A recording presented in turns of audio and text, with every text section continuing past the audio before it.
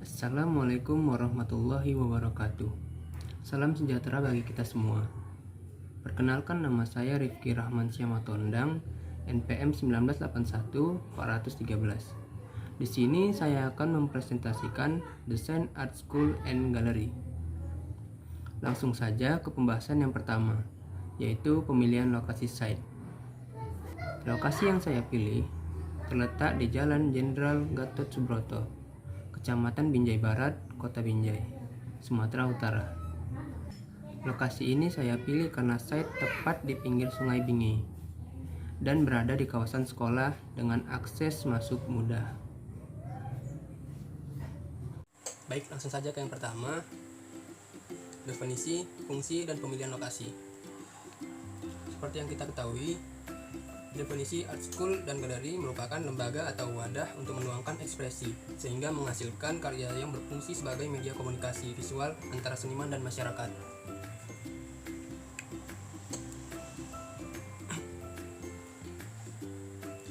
Lokasi yang dipilih berada di Jalan Jenderal Gatot Subroto, Kecamatan Binjai Barat, Kota Binjai, dengan luas lahan 1942 meter persegi. Kriteria pemilihan lokasi art school dan galeri. 1. Tinjauan terhadap struktur kota. 2. Wilayah pengembangan. 3. Lingkungan. 4. Pencapaian atau aksesibilitas. 5. Utilitas kota. 6. View. 7. Ukuran lahan. 8. Kontur tapak atau topografi. Dari ke-8 kriteria ini, kondisi site di lapangan hanya tidak berkontur. Selanjutnya, peta dan lokasi site. Lokasi site berada di Jalan Jenderal Gatot Subroto, Kecamatan Binjai Barat, Kota Binjai, Sumatera Utara. Luas site 1942 meter persegi. Lokasi tepat di pinggir Sungai Bingi dan berada di kawasan sekolah dengan akses masuk ke site mudah. Selanjutnya, data tapak. Batasan-batasan antara site dengan lingkungan sekitar yaitu arah utara. Di sebelah utara terdapat kebun sawit. Tidak jauh dari site terdapat kantor Kementerian Agama dan Dinas Koperasi Usaha Kecil dan Menengah. Arah timur laut. Di sebelah timur laut terdapat rumah pemukiman warga dan tidak jauh dari site terdapat kantor DPRD Binjai. Arah timur. Di sebelah timur terdapat Pujasera dan tidak jauh dari site terdapat Tanah Lapang Merdeka Binjai. Selanjutnya, arah tenggara. Di sebelah arah tenggara berbatasan langsung dengan Sungai Bingi dan tidak jauh dari site terdapat PDAM Tirta Sari Binjai. Kemudian arah selatan. Di sebelah selatan berbatasan langsung dengan Sungai Bingi. Tidak jauh dari site terdapat sekolah SMA Negeri 1 Binjai, SMK Putra Anda Binjai, SMK Negeri 1 Binjai, dan RSU Arta Medika. Selanjutnya, arah barat daya. Di sebelah barat daya terdapat kebun kelapa sawit. Arah barat. Di sebelah barat terdapat kebun kelapa sawit juga. Kemudian, arah barat laut.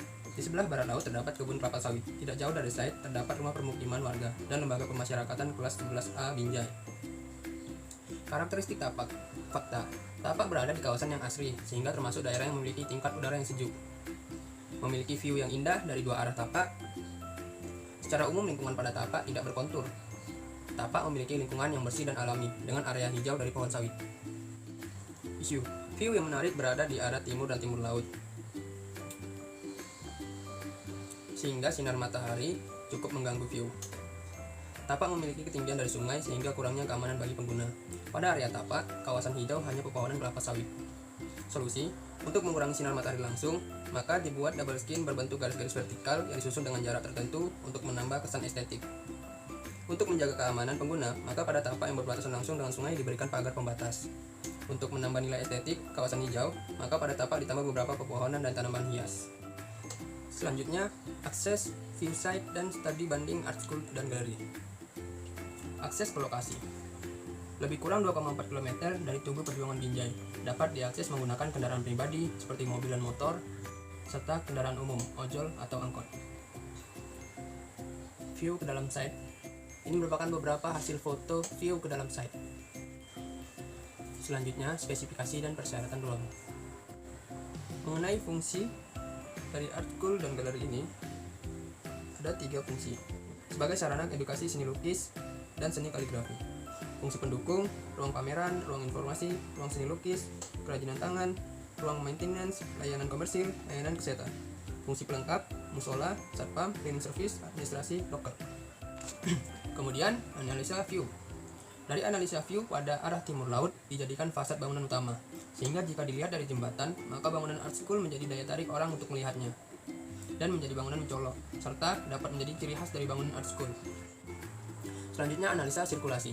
Jalur sirkulasi menuju lokasi site hanya berada di jalan utama, Jalan Jenderal Gatot Subroto. Lokasi site tidak jauh dari jembatan, hanya sekitar lebih kurang 80 meter. Untuk akses masuk menuju ke site hanya memiliki satu jalur saja. Kondisi jalan masuk masih jalan tanah dan bebatuan kecil.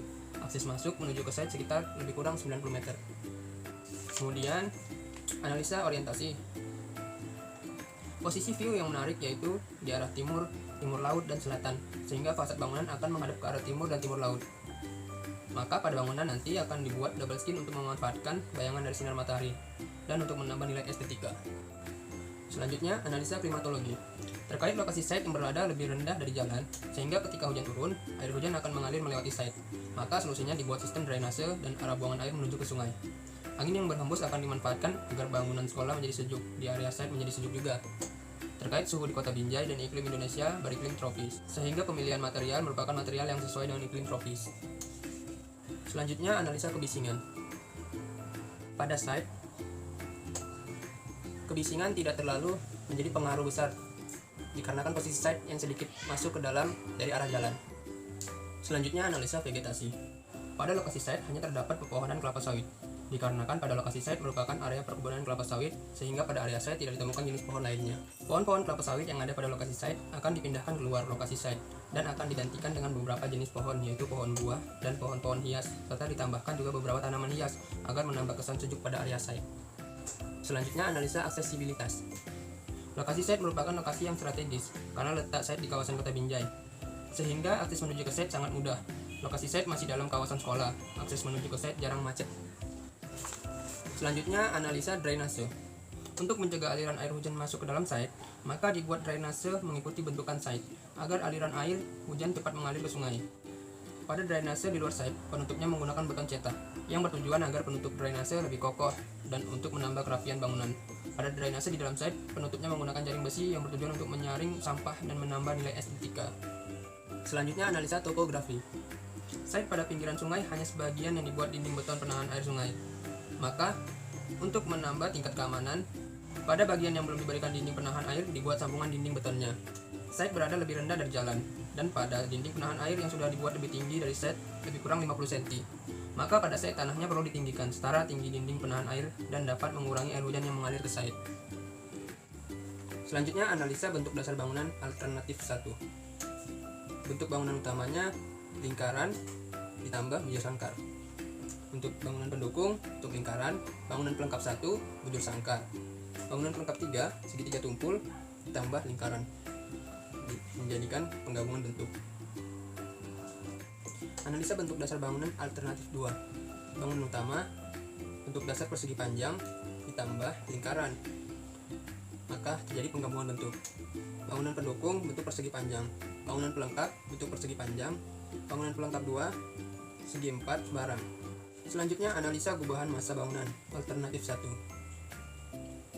Bentuk bangunan utama. Bentuk ini merupakan penggabungan dari bentuk persegi dan lingkaran, sehingga menghasilkan bentuk yang netral dan stabil. Bentuk bangunan pendukung. Bentuk ini merupakan bentuk dasar sehingga memiliki sifat stabil yang terpusat berarah ke dalam. Bentuk bangunan pelengkap 1. Bentuk ini merupakan penggabungan dari bentuk segitiga, tumpul, dan lingkaran, sehingga menghasilkan bentuk yang bersifat stabil dan maskulin. Bentuk bangunan pelengkap 2, bentuk ini merupakan bentuk dasar bujur sangkar, setiap sudutnya dilengkungkan, sehingga memiliki sifat stabil. Selanjutnya, analisa gubahan massa bangunan alternatif 2. Bentuk dasar bangunan mengalami transformasi subtraktif dan transformasi additif, sehingga menampilkan ciri khas seni pada bangunan art school dan galeri. Bentuk bangunan utama, bentuk ini merupakan penggabungan dari bentuk persegi panjang dan lingkaran, sehingga menghasilkan bentuk yang stabil dan netral. Bentuk bangunan pendukung. Bentuk ini menunjukkan sifat statis dan netral, sehingga dapat menunjukkan sesuatu yang murni dan rasional. Bentuk bangunan pelengkap 1. Bentuk ini dipilih dengan mengecilkan ukurannya, karena terkait fungsi ruang yang hanya satu. Bentuk bangunan pelengkap 2. Bentuk ini merupakan penggabungan dari dua bentuk segi 4 sembarang yang dapat memberikan efek visual yang menarik. Massa bangunan terdiri dari 4 massa. Bentuk dasar bangunan dominan berbentuk persegi panjang. Bentuk ini dipilih agar mempertahankan sifat statis dan netral, namun sedikit dipadukan dengan lengkungan-lengkungan agar memberikan kesan berirama. Dari dua alternatif analisa gubahan massa bangunan, maka dipilihlah alternatif yang kedua. Selanjutnya, analisa matahari. Bentuk bangunan dibuat maju mundur dan dipadukan lengkungan-lengkungan bertujuan agar bayangan yang didapat lebih menarik. Pada bagian atap dibuat melengkung agar memberikan kesan irama pada bangunan. Posisi bangunan utama menghadap ke tenggara, tujuannya agar pintu masuk tidak berhadapan langsung dengan sinar matahari, dan juga untuk memainkan bayangan agar menambah nilai estetika pada double skin. Selanjutnya, analisa zoning bangunan. Alternatif 1, pembagian zona terbagi 4, yaitu public, semi-public, service, dan private, yang disusun melingkar. Sedangkan alternatif yang kedua, zoning bangunan disusun bertingkat. Kesimpulannya, pada hasil ini akan dipilih alternatif yang kedua, karena pada desain akan berlantai, yang dimana setiap lantainya akan dibagi berdasarkan zoningnya. Selanjutnya, transformasi bentuk. Bentuk dasar bangunan balok, segitiga, dan tabung. Bentuk bangunan mengalami subtraktif pada bagian tabung, balok, dan segitiga. Pada bagian segitiga dibuat melengkung agar menambah nilai estetika. Bentuk bangunan mengalami aditif pada bagian tabung dan balok. Bagian ini berfungsi sebagai lantai bangunan. Pada bagian sudut atas balok dibuat melengkung agar menambah nilai estetika. Selanjutnya, konsep peletakan massa bangunan. Konsep peletakan massa bangunan seperti pada gambar ini. Kemudian konsep zoning pada tapak. Area publik diletakkan pada bagian depan side. Hal ini bertujuan agar menjadi akses utama menuju ke area yang lain. Area semi publik diletakkan di antara area publik dan private. Hal ini untuk akses lanjutan dari publik menuju ke area semi publik dan menjadi area penghubung menuju area private. Area private diletakkan pada bagian belakang side. Hal ini bertujuan untuk memaksimalkan tingkat privasi dan menghindari dari kebisingan yang berlebih. Area service diletakkan pada bagian belakang side dan berada di pinggiran sungai. Hal ini bertujuan untuk area pelengkap saja, sehingga memaksimalkan area zoning pada side. Kemudian konsep sirkulasi pencapaian. Jalur sirkulasi pencapaian menuju ke sekolah melalui Jalan Jenderal Gatot Subroto. Lokasi akses ke sekolah tidak jauh dari jembatan. Jalur sirkulasi dapat diakses oleh sepeda motor, ojol, mobil, angkot, dan sepeda. Jenis pencapaian bangunan berbentuk frontal. Pencapaian langsung mengarah ke pintu masuk melalui jalan lurus dan aksial. Ujung akhir visual. Ujung akhir visual ini jelas. Jalan sedikit zigzag namun tidak mengganggu visual. Visual tetap jelas. Jalur pencapaian menuju site hanya satu jalur yang diperuntukkan untuk akses masuk dan keluar. Pada akses masuk akan diaspal agar akses ke site baik. Jalur sirkulasi pencapaian menuju ke sekolah sini dapat diakses oleh ojol, sepeda motor, mobil, berjalan kaki, dan sepeda. Konsep sirkulasi dalam tapak. Pola jalur sirkulasi yang digunakan ada dua, yaitu linear dan spiral. Akses masuk dan akses keluar merupakan satu jalur. Pada jalur dibuat lebar agar sirkulasi lancar. Jalur menggunakan material aspal agar lebih menambah nilai estetik. Konsep ruang luar dan inner core. Konsep ruang luar dan inner core. Konsep perancangan ruang terbuka. Konsep ruangan terbuka aktif yaitu pendopo. Ruang terbuka pasif yaitu taman atau penghijauan. Konsep perancangan elemen-elemen tapak di sekitar massa bangunan yang mendukung yaitu lampu, tanaman, dan bangku. Inner core menghubungkan 3 atau lebih bangunan dengan ruang terbuka. Selanjutnya, analisa kegiatan dan kebutuhan ruang. Analisa kegiatan dan kebutuhan ruang. Art School and Gallery ini memiliki 5 massa bangunan. Massa bangunan pertama pelakunya yaitu kepala sekolah, wakil kepala sekolah, sekretaris, bendahara, administrasi, resepsionis, guru seni lukis dan kaligrafi, siswa, kepala perpustakaan, staf perpustakaan, siswa, staf kebersihan, pengunjung, unit produksi, staf pameran, staf kesehatan. Pada masa bangunan kedua, pelakunya yaitu pengelola kafetaria, pengelola fotokopi, pengunjung, staf sekolah, siswa, pengelola musola, dan umum. Masa bangunan ketiga, pelakunya yaitu staf keamanan. Masa bangunan keempat, pelakunya umum. Dan masa bangunan kelima, pelakunya yaitu pengelola mekanikal, elektrikal, dan pengelola maintenance. Selanjutnya, alur aktivitas dan kebutuhan ruang.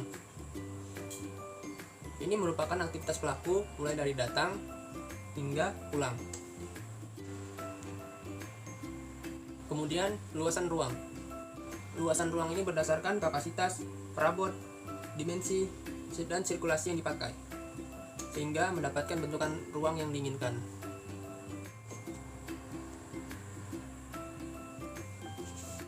Dari hasil perhitungan luasan ruang, maka total kebutuhan luas KDB sama dengan 60% dikali 1942 meter persegi sama dengan 1165,2 meter persegi.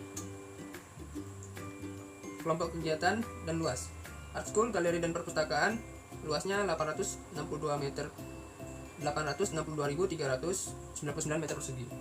Kafetaria dan musola 231,4 meter persegi. Penjaga keamanan gedung 5,85 meter persegi. Fasilitas umum 52 meter persegi. Pengelola maintenance dan elektrikal 25,9 meter persegi. Total luas 1177,55 meter persegi. KLB Art School, Galeri dan Perpustakaan sama dengan 870 meter persegi. Kafetaria dan musola 240 meter persegi. Penjaga keamanan gedung 10 meter persegi. Fasilitas umum 60 meter persegi. Pengelola maintenance dan elektrikal 30 meter persegi. RTH sama dengan 40% dikali 1942 meter persegi, sama dengan 776,8 meter persegi. Parkir 227,205 meter persegi. Taman 549,6 meter persegi. Selanjutnya persyaratan ruang. Persyaratan ruang ini berdasarkan pencahayaan alami atau buatan, penghawaan alami atau buatan, view, kebisingan, pencapaian, dan vegetasi. Selanjutnya skematik ruang. Skematik ruang ini berfungsi untuk mengetahui hubungan antar ruang. Pada bagian ini disusun ruang-ruang yang saling menghubung.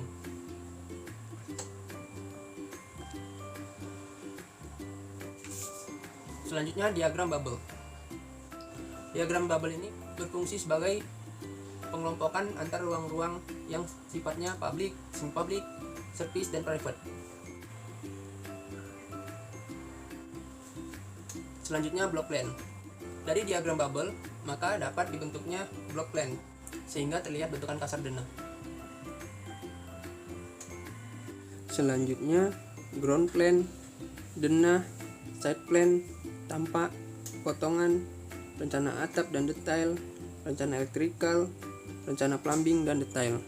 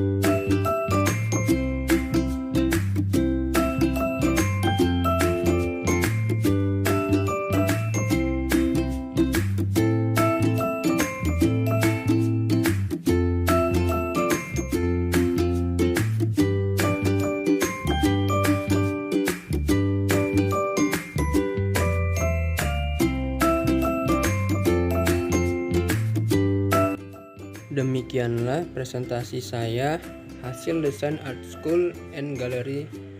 Mohon maaf apabila ada kesalahan kata atau pengucapan. Saya akhiri dengan wabillahi taufik wal hidayah. Wassalamualaikum warahmatullahi wabarakatuh. Terima kasih.